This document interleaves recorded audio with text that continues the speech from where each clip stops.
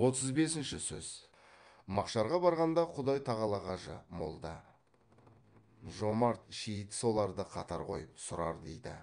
Дүниеде ғизат үшін, сый құрмет алмақ үшін қажы болғанда, молда болғанда, сопы болғанда, норт болғанда, шейіт болғандарды бір бөлек қояр дейді. Ахиретке бола бір ғана Құдай тағаланың разылығын таппақ үшін болғандарды бөлек қояр дейді. Дүние үшін болғандарға айтар дейді. Сендер дүниеде қажеке, молдеке, мырзеке, батыреке аталмақ үшін өнер қылып едіңдер. Ол дүние мұнда жоқ. Сендердің ол қызықты дүниен қарап болған.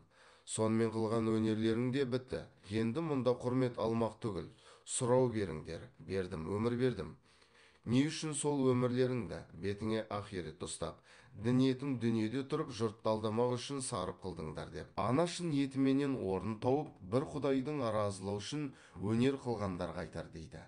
Сендер бір ғана менің разылығымды іздеп өмірлеріңді сарып қылып едіңдер.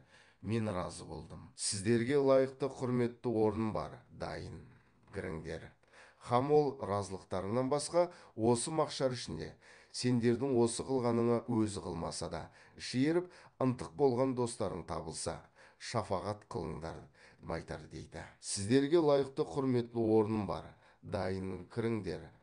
Хам ол разылықтарыңнан басқа осы мақшар ішінде сендердің осы қылғаныңа өзі қылмаса да, іші еріп ынтық болған достарың табылса, шафағат қылыңдар деп айтар.